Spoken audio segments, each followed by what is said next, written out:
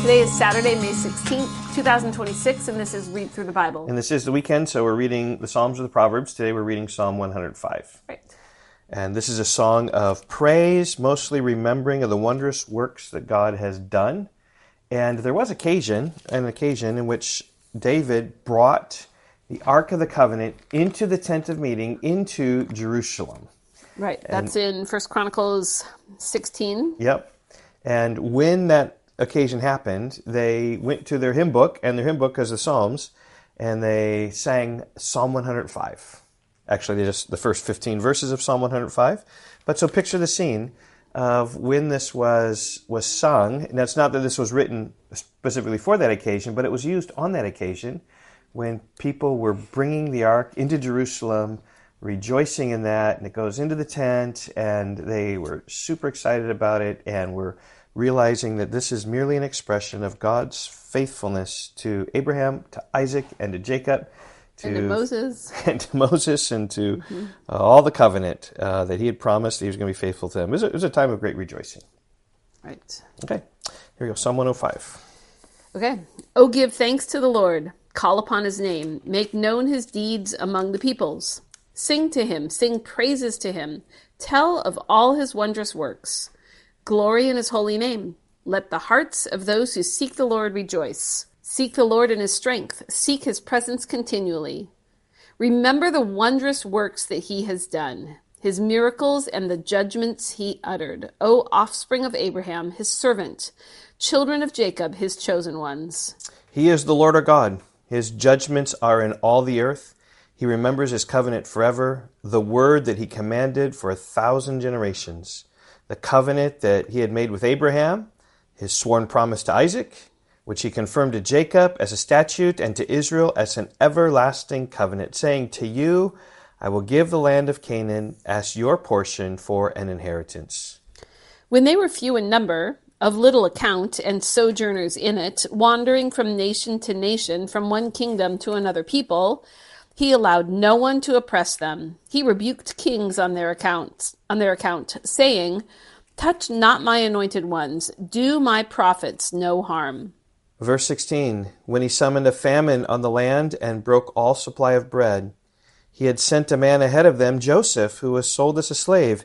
His feet were hurt with fetters, his neck was put in a collar of iron, until what he had said came to pass. The word of the Lord tested him. The king sent and released him. The ruler of the peoples set him free. And he made him lord of his house and ruler of all his possessions, to bind his princes at his pleasure and to teach his elders wisdom. Then Israel came to Egypt. Jacob sojourned in the land of Ham. And the Lord made his people very fruitful and made them stronger than their foes. He turned their hearts to hate his people, to deal craftily with his servants. He sent Moses, his servant, and Aaron, whom he had chosen. They performed his signs among them and miracles in the land of Ham. He sent darkness and made the land dark. They did not rebel against his words. He turned their waters into blood and caused their fish to die. Here he's going through the plagues. Yes. Their land swarmed with frogs, even in the chambers of their kings. He spoke, and there came swarms of flies and gnats throughout their country. He gave them hail for rain and fiery lightning bolts through their land. He struck down their vines and fig trees and shattered the trees of their country. He spoke, and the locusts came, young locusts without number, which devoured all the vegetation in their land and ate up the fruits of their ground.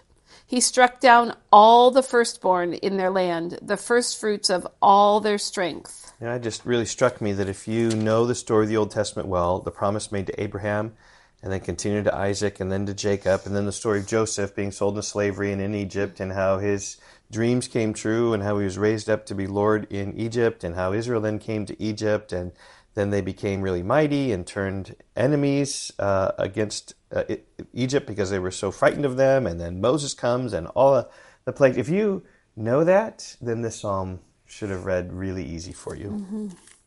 Okay, verse 37, then he brought out Israel with silver and gold, and there was none among his tribes who stumbled. Egypt was glad when they departed, for dread of them had fallen upon it.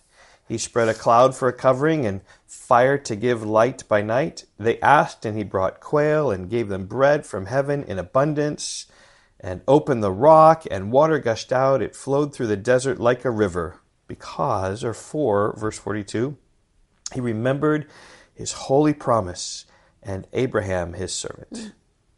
So he brought his people out with joy, his chosen ones with singing. And that's the whole context even of bringing the ark into Jerusalem and into the tent there, that it was a time of great joy, that God had culminated his promise. He'd been faithful through all these generations and all these years. For 1,000 years, God was faithful to the people of Israel. Verse 44, and he gave them lands of the nations, and they took possession of the fruit of the people's toil, that they might keep his statutes and observe his laws. Praise the Lord.